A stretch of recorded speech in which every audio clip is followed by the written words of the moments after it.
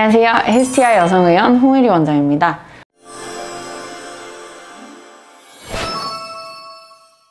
오늘은 소음순이나 대음순과 같이 이제 외음부 성형, 외음부 수술을 할 때 환자분들이 가장 첫 번째로 질문하시는 건데요. 어떤 기구를 사용해서, 흔히 환자분들이 이제 외과적 수술 도구라고 하면 메스를 사용하냐 아니면 레이저로 자르냐, 이 두 가지를 어느 것을 이용하는지를 환자분들이 와서 제일 많이 물어보시는데요.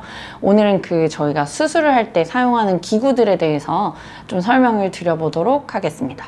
사실 이런 회음 성형을 전문으로 하는 병원은 메스만 쓰는 병원도 없고 고주파나 이런 레이저만 쓰는 병원도 없을 거라고 저는 생각하는데요.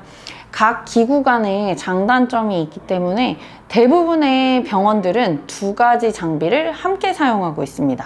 특히 소음순 성형을 할 때는 메스는 사용하기 굉장히 어려운데요. 산부인과에서 제일 많이 하는 수술 중에 하나가 제왕절개인데, 제왕절개 수술을 할 때는 피부 자체가 굉장히 텐션이 단단하게 주어져 있기 때문에 메스로 이렇게 쫙 그으면 쭉 일직선으로 잘 끄이겠죠. 근데 소음순이나 사실 대음순 같은 경우에 피부에 텐션이 있지 않은 굉장히 흐물거리는 조직이기 때문에 메스로 절개를 할 경우에 깔끔하게 절개가 잘 되지 않는 경우가 많습니다. 그래서 사실 수술 도구 중에서 환자분들이 가장 흔하게 알고 계신 도구가 메스이기 때문에 메스로 하냐 레이저로 하냐 이 질문을 많이 하시긴 하지만 소음순이나 대음순 수술을 할 때는 메스를 사용하지 않고 저희가 흔히 사용하는 기구가 두 가지가 있는데요. 제가 오늘 그 기구를 준비해 보았습니다. 이 기구가 흔히 대학병원에서도 많이 사용하는 보비라는 기구고 고주파입니다. 굉장히 얇은, 사실 거의 머리카락 굵기 정도 되는 이 보비의 팁 보이시나요?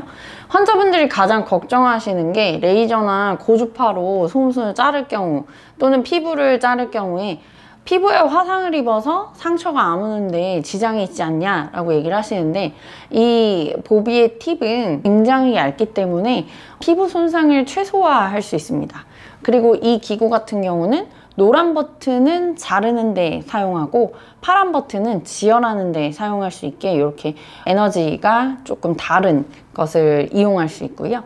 그래서 저희가 보통은 소음순을 커팅할 때, 대음순을 자를 때는 디자인을 한 후에 제가 딴 디자인 위에 요 보비의 얇은 니들 팁이라고도 부르는데요. 요 팁을 이용해서 경계를 끊는다고 생각하고 절개를 합니다.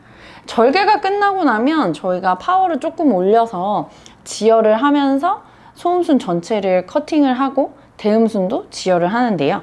지혈을 할 때는 이렇게 끝이 뾰족한 게 아니고 동글동글한 이런 팁을 이용해서 지혈을 하기도 합니다. 은근히 소음순이나 대음순에 굵은 동맥 혈관들이 꽤 많기 때문에, 그리고 특히 소음순에는 지지해주는 피하 지방 조직이 없기 때문에 지혈이 굉장히 중요한데요.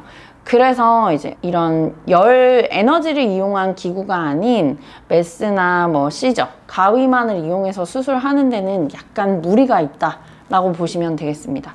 그리고 이 볼팁 같은 경우에는 동그랗게 조직을 태울 수 있기 때문에 환자분들께서 소음순의 미백을 원하시거나 박피, 약간 밝게 소음순을 만들고 싶다, 그런 경우에는 요 둥근 팁을 이용해서 저희가 미백 시술을 하기도 합니다. 생각보다 까만 소음순에 스트레스를 받는 환자분들이 많으신데요.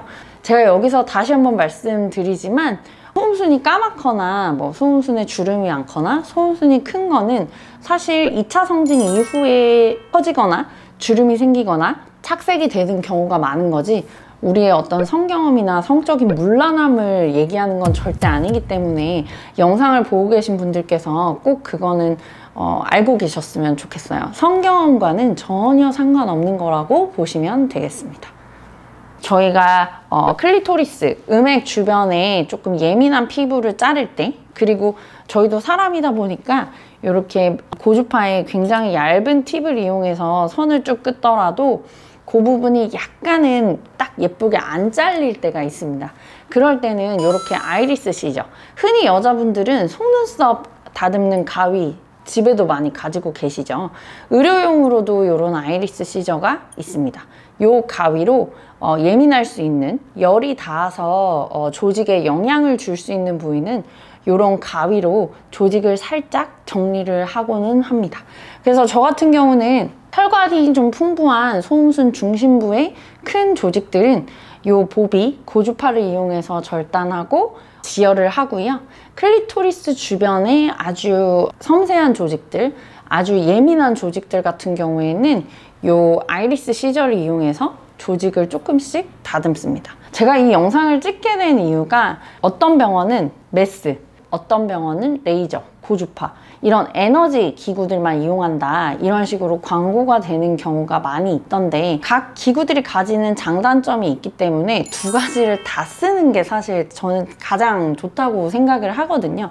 어느 것 하나도 완벽하게 모든 수술을 할 때 조건을 충족시킬 수는 없기 때문에 대부분의 회음 성형을 하는 병원들은 두 가지 도구를 다 사용하고 있고 저희 병원도 마찬가지로 두 가지 도구를 다 사용해서 좀 예민할 수 있는 부분은 에너지로 인한 화상, 손상이 없도록 가위를 이용하고 만약에 좀 지혈이 많이 필요한 부분은 이 고주파를 이용하고 있습니다. 오늘은 환자분들께서 소음순 수술을 하러 오셨을 때 가장 많이 하는 질문 거의 3대장 중에 하나인 것 같아요. 통증 심하냐? 언제 일상생활 할 수 있냐? 거기에 이은 어떤 도구를 이용해서 소음순을 자르냐, 대음순 수술할 때 어떤 도구로 수술을 하냐 질문에 대한 영상을 찍어 보았습니다. 지금 이 영상을 보시는 분들은 대부분 소음순 수술을 할까 말까 고민하시는 분들이 많이 보고 계실 것 같은데요. 사실 다른 사람의 소음순은 우리가 볼 일이 없기 때문에 내가 이 소음순이 괜찮은 소음순인지 내가 이 불편함을 느끼는 게 정상인지 비정상인지 아시기 굉장히 힘드실 거예요.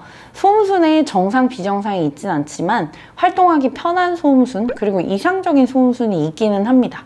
영상을 보시면서 좀 고민이 되신다면 병원에 내원하셔서 직접 상담을 받아보시는 게 가장 좋은 거라고 생각합니다. 그럼 오늘 영상 시청해 주셔서 감사합니다.